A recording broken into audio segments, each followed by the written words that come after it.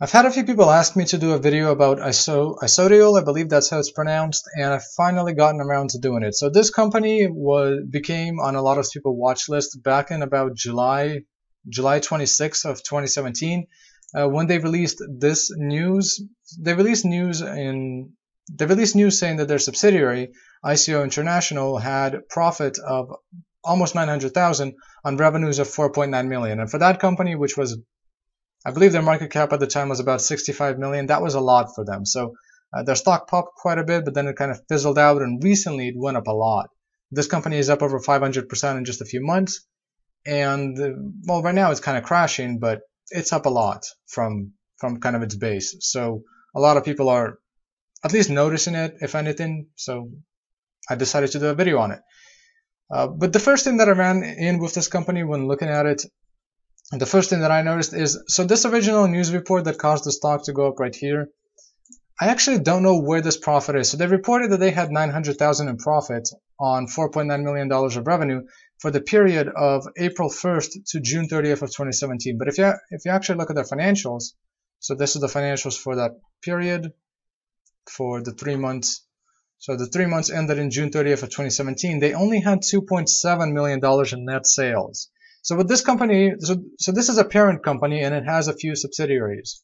And what it's supposed to do is it's supposed to take all of the revenue from the subsidiaries, it's supposed to total them up, and it's supposed to release them in its financials. So the subsidiaries themselves, so this company, for example, it's a private company. So you can't actually look at their financials, they're private. But Isodiol, since they're a public company, they're supposed to total all of them up and release them. And I'm not sure why it's 2.7 million. I don't know where the rest of the revenue went. If they reported that they had 4.9 million in revenue, why is it not on the financial sheets? I feel like I'm missing something. I might not be. It might just be something shady. I don't know. But let me know, guys, if I'm missing something. I tried to find it. I don't know where it is. I don't know why this disparity exists. It's not supposed to, but I might be missing something here. So I'm not going to go too much into it, but if I'm not missing anything, then this is pretty shady. It's not supposed to be like this. And without knowing without knowing where this revenue is, like, did they make an accounting mistake? Maybe I missed it. I might have missed it, but if they never released anything about this and they just released their financial statement with this here, then that's problematic. But anyways, moving on. So their most recent financial data is this, September 30th of 2017.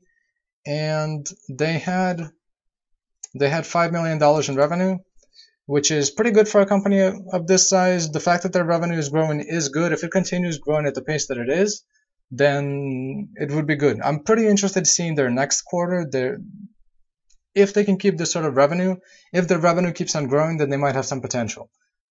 They do have 200 million shares right now. Their shares are trading at $1.15 Canadian, so it's a pretty high market cap. They only have 22.5 million in assets. So they're trading at about 10 times worth of their assets, which is a lot. So yeah, so a lot of hype around this company right now. It's kind of exploded. I'm not sure why it went up so much. I don't really see a reason for it to go up this much, but I guess there's a lot of people interested in it.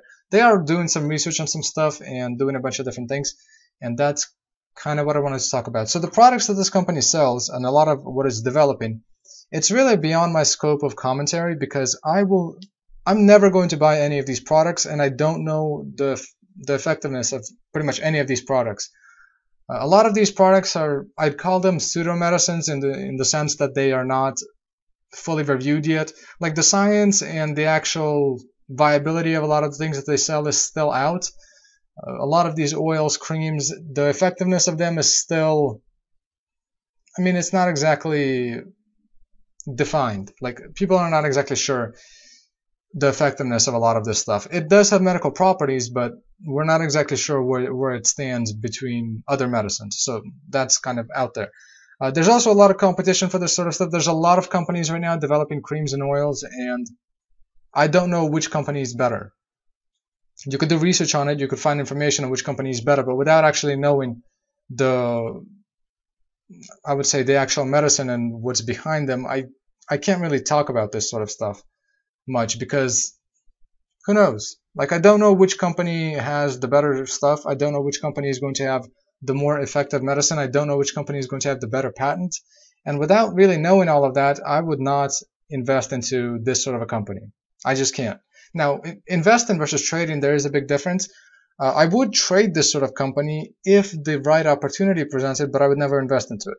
So if some sort of a news event was in the future and I thought that the market was undervaluing the news event that was going to be coming out, I might trade this sort of a company, but I would not invest into it because I don't know, like a lot of the stuff that they sell, I just don't know the viability of it. It has potential, but I don't know whatsoever if these sorts of products work the way that they're intended, and if people are going to keep on buying them, if somebody else is going to make something better, if there's better stuff already out there.